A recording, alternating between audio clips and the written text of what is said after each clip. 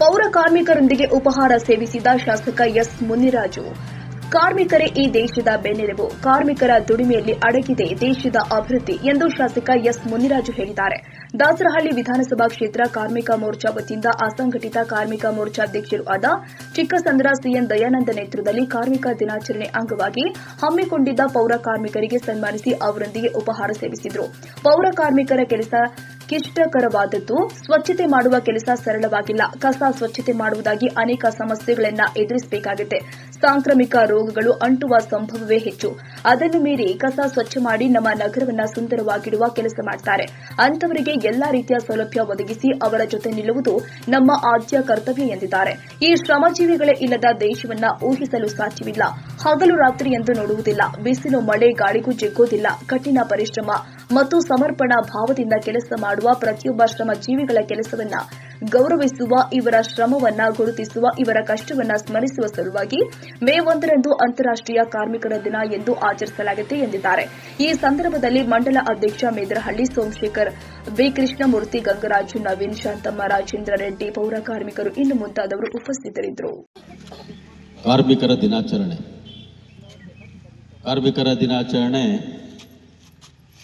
ವರ್ಷವೆಲ್ಲ ದುಡಿದಂಥ ಕಾರ್ಮಿಕರಿಗೆ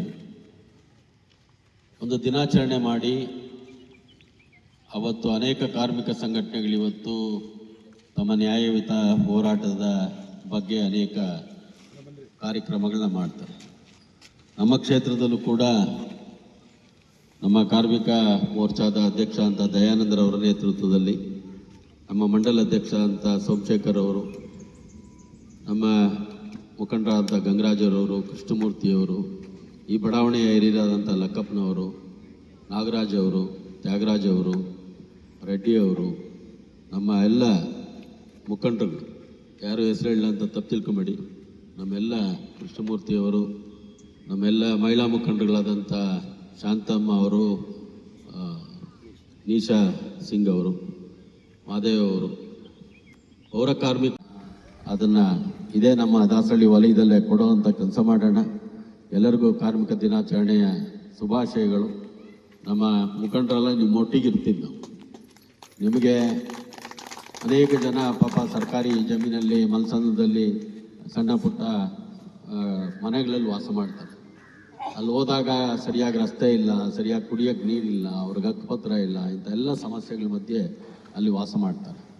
ಮೊದಲಿದ್ದ ಸಂಬಳ 7-8 ಸಾವಿರ ಸಂಬಳಗಳಲ್ಲಿ ಏನೂ ಮಾಡ್ಕೊಳಕ್ಕೆ ಆಗ್ತಿರ್ಲಿಲ್ಲ.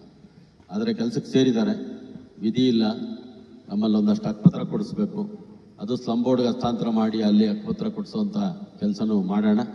ನಿಮಗೆಲ್ಲ ಒಳ್ಳೆಯದಾಗಲಿ.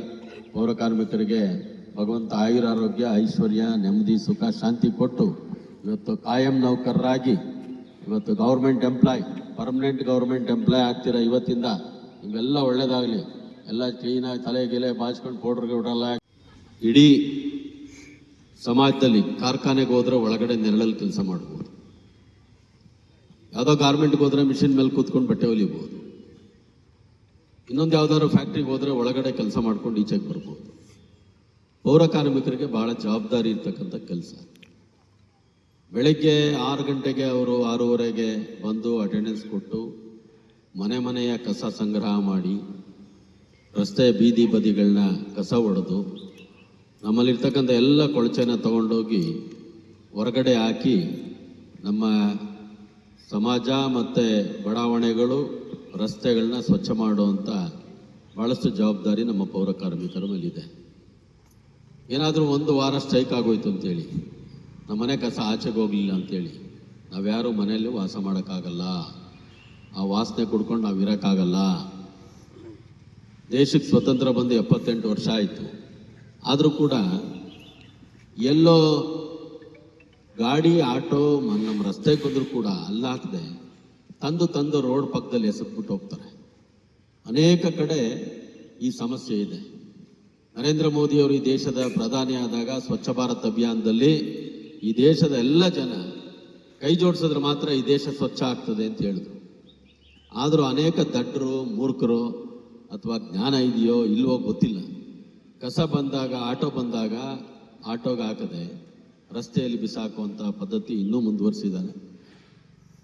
ಆದರೂ ಅದನ್ನು ಕೂಡ ಕ್ಲೀನ್ ಮಾಡುವಂಥ ಜವಾಬ್ದಾರಿ ಇವತ್ತು ಪೌರ ಕಾರ್ಮಿಕರ ಮೇಲಿದೆ.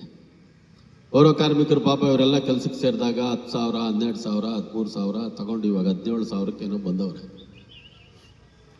ಹಿಂದೆ ಬೊಮ್ಮಾಯಿಯವ್ರ ಸರ್ಕಾರ 4-5 ವರ್ಷಗಳ ಮೊದಲಿದ್ದಾಗ ಬೊಮ್ಮಾಯಿಯವರು ಇವ್ರನ್ನೆಲ್ಲ ಪರ್ಮನೆಂಟ್ ಮಾಡಬೇಕು ಅಂತೇಳಿ ಒಂದು ನೋಟಿಫಿಕೇಶನ್ ಮಾಡಿದ್ರು. ನೋಟಿಫಿಕೇಶನ್ ಮಾಡಿ ಸಂಬಳನೂ ನಿಗದಿ ಮಾಡಿ ಒಂದು ಸಮಿತಿ ಮಾಡಿ ಕೊಡಬೇಕು ಅಂತಿದ್ರು. ಚುನಾವಣೆ ಬಂತು. ಚುನಾವಣೆ ಬಂದ ಮೇಲೆ ಅವರು BJP ಸರ್ಕಾರ ಬರಲಿಲ್ಲ. ಕಾಂಗ್ರೆಸ್ ಸರ್ಕಾರ ಬಂದಾಗೂ ಕೂಡ ಒತ್ತಾಯ ಮಾಡಿದ್ರೆ 2 ವರ್ಷ ಆಯಿತು. ಈ ತಿಂಗಳ 15ನೇ ತಾರೀಕಿಗೆ ಸರ್ಕಾರ ಬಂದು 2 ವರ್ಷ ಆಯಿತು. ಇವತ್ತೇನೋ ಜ್ಞಾನೋದಯ, ದೇವರು ಒಳ್ಳೆ ಬುದ್ಧಿ ಕೊಟ್ಟವನೇ. ಇವತ್ತು ನಮ್ಮ ಪೌರ ಕಾರ್ಮಿಕರಿಗೆ ಪರ್ಮನೆಂಟ್, ಅವ್ರ ಜೀವನದಲ್ಲಿ ಪರ್ಮನೆಂಟ್ ಇರಲಿಲ್ಲ. ಬೆಳಗ್ಗೆಯಿಂದ ಕೆಲಸ ಮಾಡಿ ವಾಸನೆ ಕುಡಿದು ಮನೆಗೆ ಹೋದರೆ ಅವ್ರ ಆರೋಗ್ಯ ಹೆಂಗಿರ್ತಿತ್ತೋ ಗೊತ್ತಿಲ್ಲ. ಆದರೆ ಇವತ್ತು 37-38 ಸಾವಿರ ರೂಪಾಯಿ ಸಂಬಳ, ಒಂದು ಹೆಲ್ತ್ ಕಾರ್ಡು, ಇವತ್ತು ಯೂನಿಫಾರ್ಮು, ಇವೆಲ್ಲ ಕೊಡುವಂಥ ವ್ಯವಸ್ಥೆ ಆಗಿದೆ. ಭಾಳಷ್ಟು ಜನ ಹೆಣ್ಮಕ್ಳೇ ಕೆಲಸ ಮಾಡೋದು ಪೌರ ಕಾರ್ಮಿಕರು. ಇನ್ನು ಆಟೋ ಓಡಿಸೋನು ಡ್ರೈವರು, ಲಾರಿ ಓಡಿಸೋನು ಡ್ರೈವರು ಗಂಡಸರಿದ್ರೆ ಭಾಳಷ್ಟು ಜನ ಇರೋದ್ರಲ್ಲಿ 80% ಮಹಿಳೆಯರು, 20% ಪುರುಷರು. ಜವಾಬ್ದಾರಿ ಜಾಸ್ತಿ ಇಟ್ಕೊಂಡು ಕೆಲಸ ಮಾಡ್ತಾ ಇದ್ದಾರೆ. ಅವ್ರಿಗೆಲ್ಲ ಒಳ್ಳೆಯದಾಗಲಿ. ಅವರ ಜವಾಬ್ದಾರಿಯಿಂದನೇ ನಮ್ಮ ರಾಜ್ಯ, ನಮ್ಮ ಬಡಾವಣೆಗಳು, ನಮ್ಮ ದೇಶ ಸ್ವಚ್ಛವಾಗಿರೋದು. ನಮ್ಮ ದೇಶದ ಪ್ರಧಾನಿ ನರೇಂದ್ರ ಮೋದಿಯವರು ಪೌರ ಕಾರ್ಮಿಕರಿಗೆ ಪಾದ ತೊಳೆದು ಪೂಜೆ ಮಾಡಿದ್ರು. ಯಾರು ಈ ದೇಶದಲ್ಲಿ ಅವ್ರನ್ನ ಹತ್ರ ನಿಲ್ಲಿಸ್ಕೊಂತಿರ್ಲಿಲ್ಲ. ಈ ದೇಶದ ಪ್ರಧಾನಿ ನರೇಂದ್ರ ಮೋದಿಯವರು ಪಾದ ತೊಳೆದು ಪೌರ ಕಾರ್ಮಿಕರಿಗೆ ಪೂಜೆ ಮಾಡಿ ಸನ್ಮಾನ ಮಾಡಿದ್ರು. ಅಂತ ಜವಾಬ್ದಾರಿ ಇರ್ತಕ್ಕಂಥ ದೇಶದ ನಾಯಕರಿರೋದ್ರಿಂದ ಇವತ್ತು ನಮ್ಮ ದೇಶ ಒಂದು ಹಂತಕ್ಕೆ 10 ವರ್ಷಗಳಿಂದ ಮುನ್ನಡೀತಾ ಇದೆ.